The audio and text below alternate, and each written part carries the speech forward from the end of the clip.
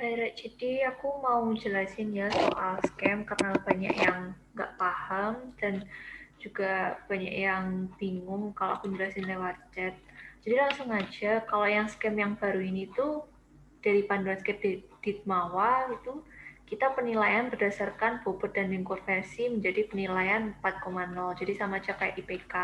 Nah, cara ngitungnya itu benar-benar sama persis kayak IPK ya. Jadi kalau misal ini nilai scam itu bisa dianggap kayak total SKS. Nah, nanti itu kan ada yang namanya bobot sama yang namanya nilai scam. Kalau yang bobot itu nilai scam ini. Jadi itu kayak SKS lah. Terus kalau misal sama kayak matkul, misal matkul mikroekonomi dapat AB gitu ya kan 3,5. Nah, misal dia SKS-nya 3. Nah, berarti 3 dikali 3,5. Jadi sistemnya kayak gitu dibagi nanti di total sama total bobotnya. Nah, bobotnya itu kayak ini. Jadi ini tuh terbagi menjadi 4 kategori. Kategori yang pertama itu kompetisi dan wirausaha. Kayak gini bobotnya. Jadi misal aja ya, kalau kalian ikut lomba individu 1, skalanya institut 1 ditambah 1 tadi 2, luaran ide bla bla bla anggap aja 3. Berarti 1 tambah 1 tambah 3 sama dengan 5.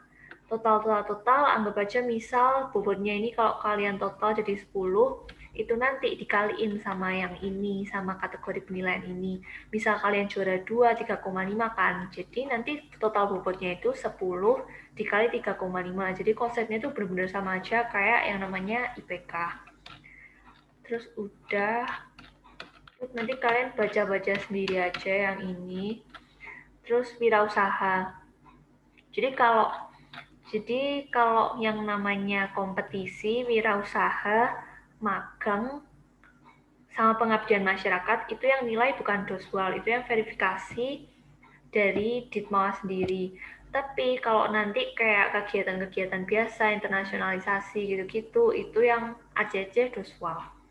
Terus ini wirausaha ya udah kayak sama aja sih, kayak yang tadi bobotnya ada peran jumlah pelaku 2, 1, 2 dijumlah nanti dikaliin sama sama ini. Terus magang juga sama aja, tapi itu Ditmawa juga yang ACC. Nah, ini kategori kedua, organisasi kepemimpinan, minat, dan bakat. Itu sama juga ada bobot-bobotnya, kecuali LKMM ya. Jadi kalau LKMM ini, kita langsung udah ditentuin bobotnya berapa, nilai scamnya ini totalnya berapa. Misal LKM Pratidi kemarin 2. Nah, itu langsung dikaliin sama ini, ada penilaian-penilaiannya kayak organisasi, magang, dapat BC, terus kegiatan semua. Nah, kalau kalian ada kegiatan kayak seminar-seminar itu masuknya di sini. Jadi semua kegiatan ini nanti dinilai jadi A. Terus pengabdian masyarakat di bawah sama aja kayak sebelumnya. Terus ini ketentuannya. Jadi kalau Ditmo udah bilang, misal kita dalam satu semester nggak ngisi scam, nggak mengajukan scam, itu bisa nggak bisa FRS, jadi harus mendapatkan surat keterangan dari wakil rektor. Terus minimal kegiatan scam ini mencakup 2 kategori dari 4 kategori. Jadi nggak bisa ya kalau kalian cuma satu kategori aja. Terus masa berlakunya 1 tahun kayak gitu. Terus nih tadi juga ada ketentuan kayak ini. Jadi IP minimal kita setiap semester itu adalah 2,1 buat scam.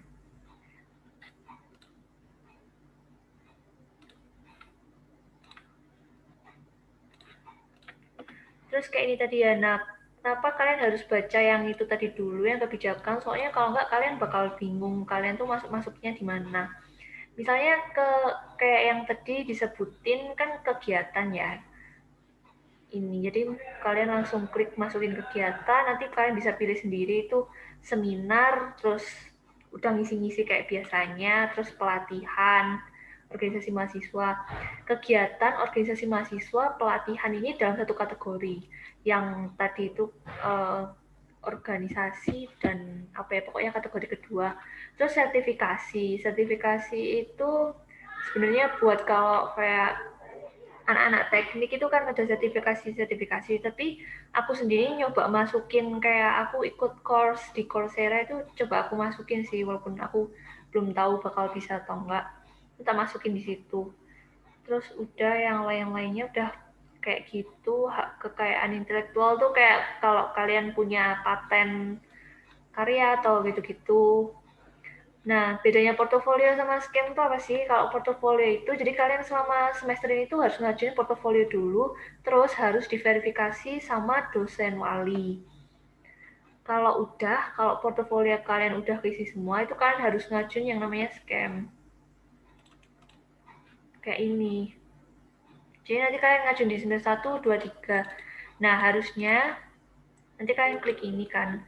Harusnya kalau misal kalian udah diverifikasi portofolionya, itu bakal muncul di sini. Jadi misal yang emang masuk di kategori organisasi kepemimpinan minat bakat emang bakal muncul di sini aja. Terus kalau yang emang cuma internasionalisasi dan summit itu bakal muncul di bagian sini.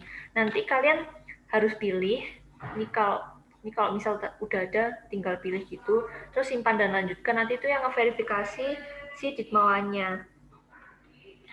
Kayak tadi yang udah dibilangin itu, jadi setiap semester itu nggak bisa ya kalau kalian cuman organisasi kepemimpinan bakat aja kategorinya itu nggak bisa, jadi harus minimal 2 per semester. Kalau kayak gitu. Terus ini aku nggak bakal jelasin cara kalian input gimana karena udah ada juga tutorialnya dari Ditmawa sendiri. Ini buat file-file scam, kalian scan aja barcode ini. Aku udah bikinin di G Drive, isinya kayak panduan-panduan kayak gitu. Terus kalau tutorial portofolio ini di YouTube punyanya Ditmawa, terus tutorial pengajuan scam juga Ditmawa. Udah gitu aja. Semoga paham ya. Dan oh ya, apa tuh buat jangka pengisiannya itu kalau portofolio itu sampai akhir semester.